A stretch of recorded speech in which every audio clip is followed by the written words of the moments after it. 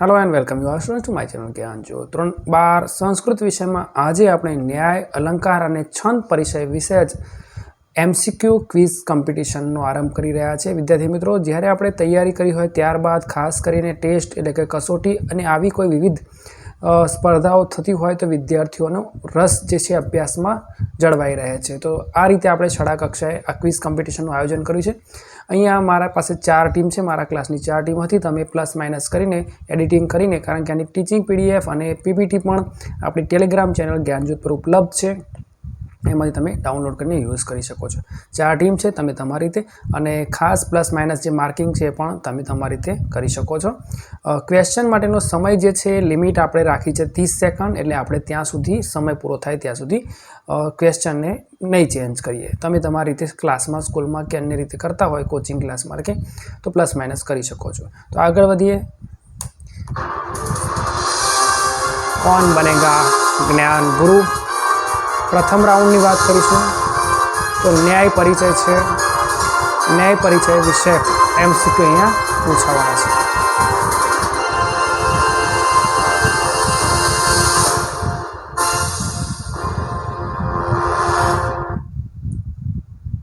अगला सवाल आपकी स्क्रीन पर ये रहा। बराबर, आ प्रश्न है विद्यार्थी मित्रों, ચોક્કસ આપણે જોઈશું અને ટાઈમ લિમિટ જે છે, સમય જે સ્ટાર્ટ થઈ ગયો છે એનું ખાસ ધ્યાન રાખીશું। મનુષ્ય પોતાનો શ્રેષ્ઠ સ્વભાવ જાળવી રાખવાનો છે એવા પ્રયત્નો કરવાના કયો ન્યાયનું ઉદાહરણ છે અથવા કયા ન્યાય પર આધારિત છે? 4 ઓપ્શન આપણે જોઈશું અને ક્વિક જેટલું ક્વિક બને એટલો જવાબ આપીશું। ઇક્ષુરસ ન્યાય છે, અગ્નિશિખા છે, ઉપસર્ગ ન્યાય અને ઉસરવૃષ્ટિ। જવાબ તમે ચોક્કસ લોક કરી દીધો હશે તો આગળ વધીશું। સમય પૂરો થઈ રહ્યો છે અને સમય સમાપ્ત। અને જવાબ છે અગ્નિશિખા ન્યાય। અગ્નિની જ્વાળા હંમેશા ઉપરની તરફ જાય, માણસે શ્રેષ્ઠ સ્વભાવ જાળવી રાખવો। अगला सवाल आपकी स्क्रीन पर ये रहा। જે કાર્ય આપણું નથી તેમાં પ્રવૃત્તિ ન કરવી, આ વાત કયો ન્યાય સ્પષ્ટ કરે છે? તુમ અપની સંભાલો, બરોબર છે। અવ્યાપાર ન્યાય છે, ચિત્રતુરગ ન્યાય છે, ઉપસર્ગ ન્યાય છે કે અગ્નિશિખા ન્યાય છે? ફટાફટ જવાબ આપણો આપવો જોઈએ અને ચોક્કસ તમને જવાબ મળી જ ગયો હશે। જે પ્રવૃત્તિ આપણી ન હોય, બરોબર છે, એમાં આપણે બિનજરૂરી એ પ્રવૃત્તિમાં ઇન્ટરફિયર ન કરવું જોઈએ। સમય સમાપ્ત થઈ રહ્યો છે, ઇટ્સ ઓવર। તો આનો જવાબ છે અવ્યાપાર વ્યાપાર ન્યાય। અવ્યાપાર એટલે નુકસાન થાય એવું અને વ્યાપાર એટલે જેમાં લાભ મળે તેવું। अगला सवाल आपकी स्क्रीन पर ये रहा। મનુષ્ય જ્યારે એની પ્રકૃતિ સહજ શક્તિઓને બહાર લાવવાનો પ્રયાસ જ ન કરે તો એવો કયો ન્યાય છે જે આ સમજાવે છે? તો રજ્જુ સર્પ ન્યાય છે, ઇક્ષુરસ ન્યાય છે કે નદી સમુદ્ર ન્યાય છે કે અગ્નિશિખા ન્યાય છે? પહેલાં આપણે પ્રશ્નને જવાબ આપીશું, પછી હું થોડુંક સમજાવીશ કે કઈ રીતે આ બધું છે। સમય ખાસ, સમય કો બદલતા હુઆ તો ચલાચર અને time and tide wait for none, કોઈની રાહ જોતા નથી।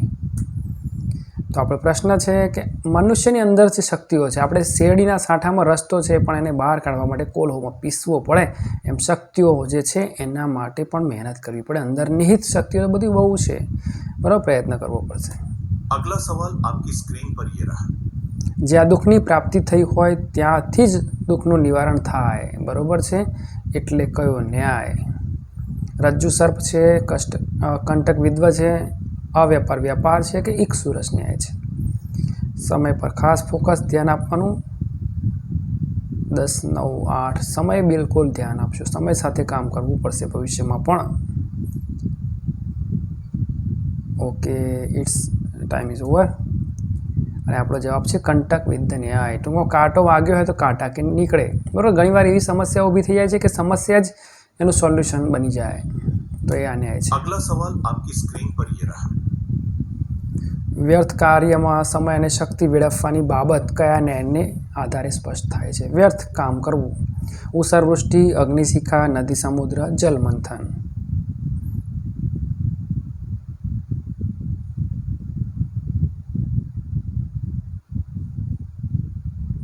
સમય સમાપ્ત થઈ રહ્યો છે અને જવાબ છે આપણો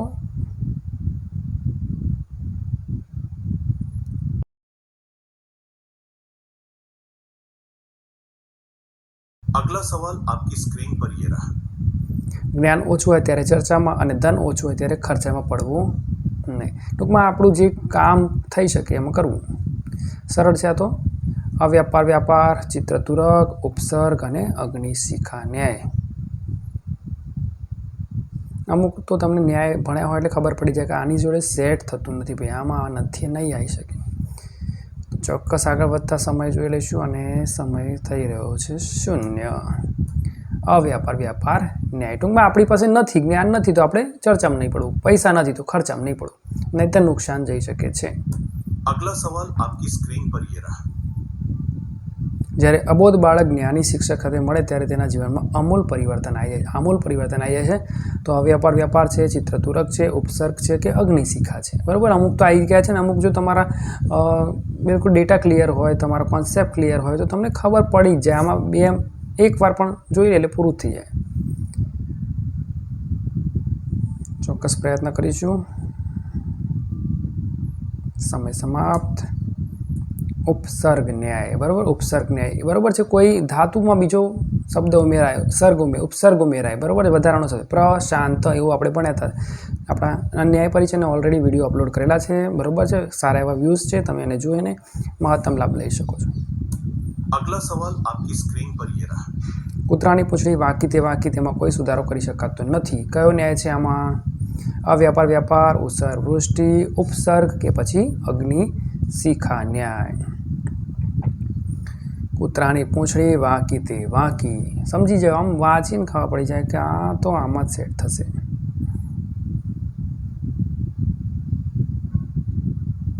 ઓકે, 3, 2, 1 એન્ડ ઓવર.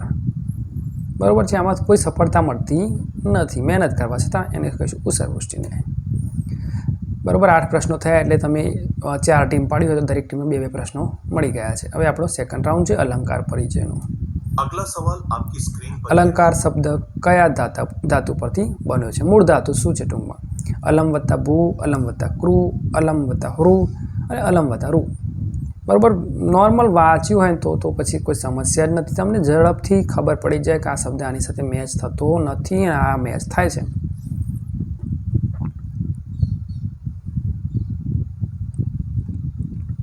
તો સમય સમાપ્ત થઈ રહ્યો છે. અલમ વત્તા ક્રુ શબ્દ. અલંકાર ક દેખાય છે ને. अगला सवाल आपकी स्क्रीन पर ये रहा. કાવ્યનું શરીર કોણ મનાય છે?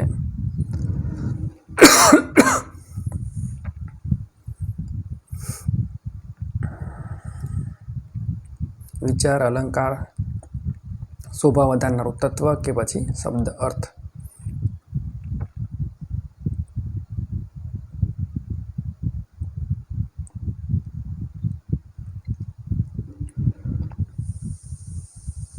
સમય સમાપ્ત. શબ્દ અને અર્થ કાવ્યનું શરીર છે. अगला सवाल आपकी स्क्रीन पर ये रहा. કયા અલંકારમાં શબ્દનો પર્યાય મૂકવાથી અલંકાર લુપ્ત થાય છે? સમાનાર્થી શબ્દ મૂકીએ તો પણ અલંકાર ન રહે. અર્થાલંકાર, શબ્દાલંકાર, ઉપમા અલંકાર કે ઉપયાલંકાર?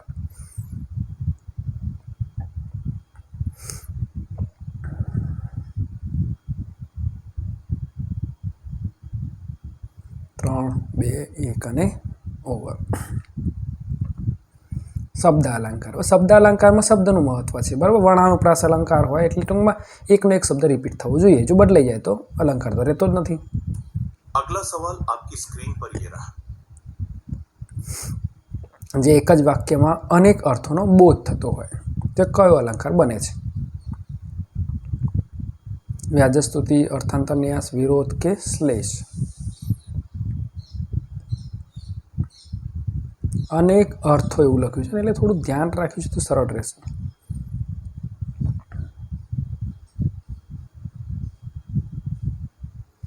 ઓવર. અને એનો જવાબ છે શ્લેષ અલંકાર. શ્લેષમાં એકના એક શબ્દોને એકથી વધારે અર્થ થતા હોય, બરાબર છે. अगला सवाल आपकी स्क्रीन पर ये रहा. એક શબ્દના 2 થી વધુ અર્થ થઈ ચમત્કૃતિ સર્જે ત્યારે કયો અલંકાર બને છે? બરોબર. વ્યાજસ્તુતિ, શ્લેષ, વિરોધ કે ઉત્પ્રેક્ષા?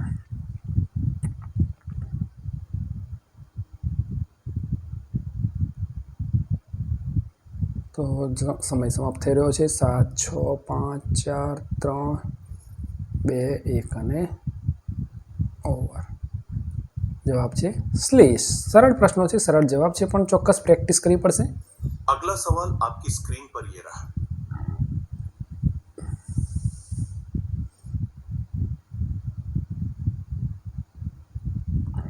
શ્લેષ અલંકારના કેટલા પ્રકારો, કયા કયા? 3 શબ્દ અર્થ વ્યંજક, 2 બી છે શબ્દ અને અર્થ, અને સી એક જ છે અર્થ શ્લેષ, અને ડીમાં છે 4 શબ્દ અર્થ લક્ષાર્થ અને વ્યંગાર્થ. તો સાચો જવાબ શું છે જોઈશું સમય પૂરો થાય પછી. ઓવર. 2 અલંકાર, શ્લેષ અલંકારના 2 પ્રકાર, શબ્દ શ્લેષ અને અર્થ શ્લેષ. अगला सवाल आपकी स्क्रीन વિભાથી વિભાકર પંક્તિમાં કયો અલંકાર છે? ઉત્પ્રેક્ષા, રૂપક, શ્લેષ કે વિરોધ?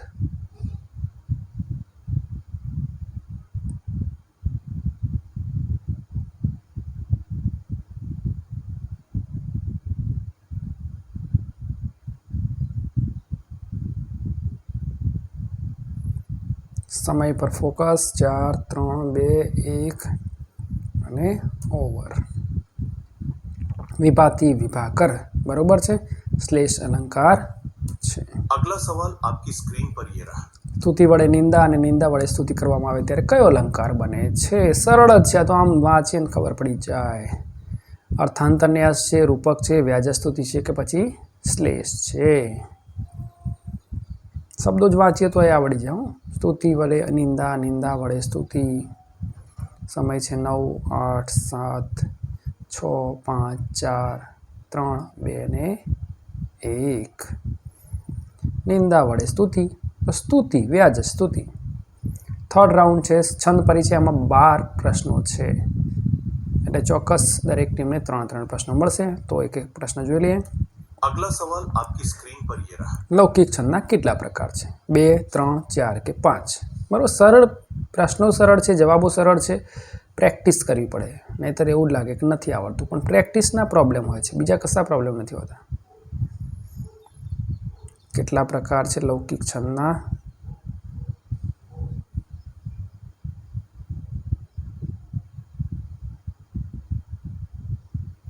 ત્રણ, 2, 1 અને ઇટ્સ ટાઈમ ઇઝ ઓવર.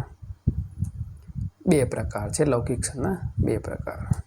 अगला सवाल आपकी स्क्रीन पर છંદ શાસ્ત્રમાં કેટલા ગણ હોય છે? ગણ કેટલા હોય છે? 6 7 8 કે 9? ગણ કેટલા છે? બરાબર, 11માં આવી ગયું, 12માં ભણ્યા હશો તો ચોક્કસ આવડે એવું જ છે. છંદના કેટલા ગણ હોય છે?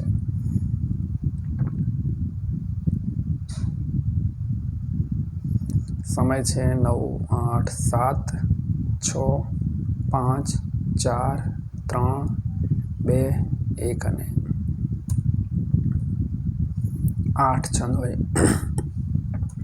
अगला सवाल आपकी स्क्रीन पर ये रहा।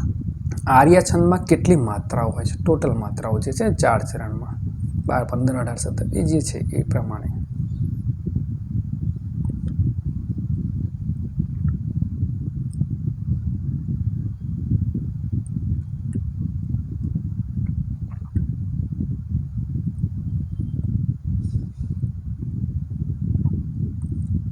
અને જવાબ છે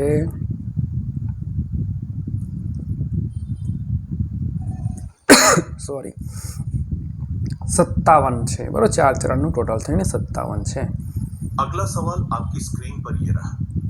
વ્યસને મિત્ર પરીક્ષા સુર પરીક્ષા રણાંગણે ભવતી પંક્તિમાં કયો છંદ છે? ટૂંકમાં આર્યા, શિખરિણી, વંશસ્તે કે શાર્દુલ વિક્રીડિતમ?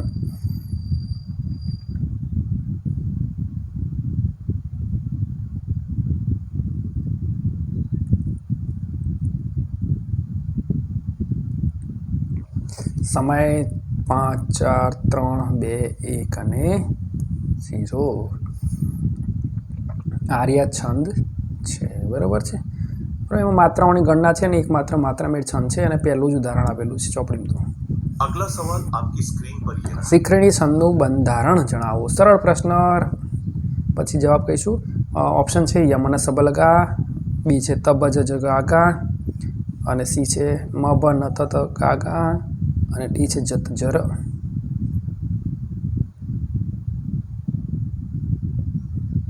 નવ 8 7 6 5 4 3 2 1 અને સમાપ્ત. યમન સબલગા શિખરીણી એવું યાદ રાખ્યું તો કોઈ સમસ્યા જ ના આવે. अगला सवाल आपकी शिखरिणी स्क्रीन पर ये रहा. છંદમાં રસનો અર્થ, રસ જે છંદની લક્ષણ છે ને સંસ્કૃતમાં એનો મતલબ પૂછ્યો છે. 6 રસ છે, 8 છે, 10 છે કે 12 છે. 17, 16, 15, 14, 13, 12, 11, 10, 9, 8, 7, 6, 5, 4, 3, 2, 1 અને ઓવર. 6 રસ છે, બરાબર છે. अगला सवाल आपकी स्क्रीन पर ये. ફણિક્ષિરમ પિત્વા વમતી ગરલમ દુસહતરમ પંક્તિમાં રહેલો છંદ ઓળખાવો. 4 ઓપ્શન છે. શાર્દુલ વિક્રીડિતમ, વંશસ્થ, આર્યા કે શિખરીણી. સમય જોતા રહીશું, ખાસ ધ્યાન રાખીશું, ઉતાવળ કરીશું. થોડોક પ્રશ્ન મુશ્કેલ હોઈ શકે છે પણ પ્રેક્ટિસ કરવી પડશે અને જોઈ લઈશું. 2-3 વાર પ્રેક્ટિસ કરીશું તો સરળ રહેશે. સમય સમાપ્ત. શિખરીણી છંદનું ઉદાહરણ છે. अगला सवाल आपकी स्क्रीन पर ये. વંશસ્થ છંદમાં કેટલા અક્ષરો હોય છે? 12, 14, 17 કે 32. સમય છે 15, 14, 13, 12. ટૂંકમાં સમય આપણો જે વહી રહ્યો છે અને પરીક્ષાઓ પણ બોર્ડની ને બધી ઘણી બધી પહેલી બીજી બધી આવતી જ રહે છે એટલે થોડુંક સમયનું ઉપર ધ્યાન રાખવું જરૂરી છે. જવાબ છે 12. अगला सवाल आपकी स्क्रीन पर ये रहा.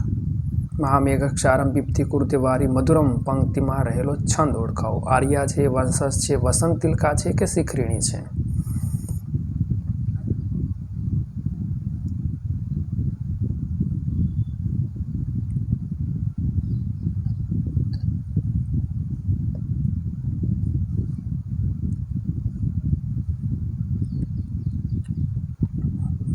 એક અને સમાપ્ત. શિખરીણી છંદ છે સાચો જવાબ. अगला सवाल आपकी स्क्रीन पर ये रहा.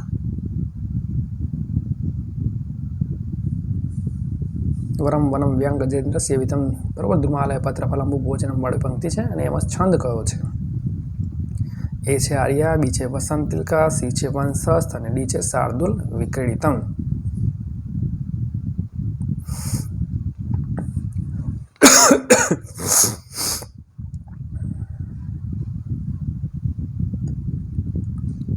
સમય સમાપ્ત. વંશસ્થ છંદનું ઉદાહરણ છે. अगला सवाल आपकी स्क्रीन पर ये रहा. જતો તો વંશસ્થમ ઉદરિતમ જરો કયા છંદનું લક્ષણ છે? બિલકુલ સરળ છે. તો એ છે વસંત તિલકા, બી છે વંશસ્થ, સી છે શિખરીણી અને ડી છે આર્યા.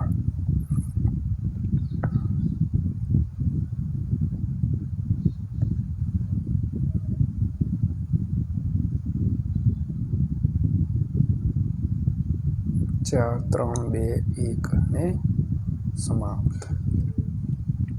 વંશસ્થ છંદ લખેલું છે, લક્ષણમાં જ લખેલું છે નામ. अगला सवाल आपकी स्क्रीन पर ये रहा. ગુણાયંતે દોષા સુજન વદને દુર્જન મુખે આ પંક્તિમાં કયો છંદ છે?